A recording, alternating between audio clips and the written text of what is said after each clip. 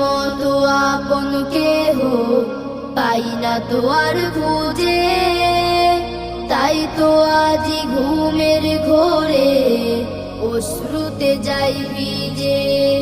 সুখে থেকো পরম সুখে জান্নাতের ভিতরে, তোমার কথা হৃদয় মাঝে পড়ছে বারে বারে। বাবা গো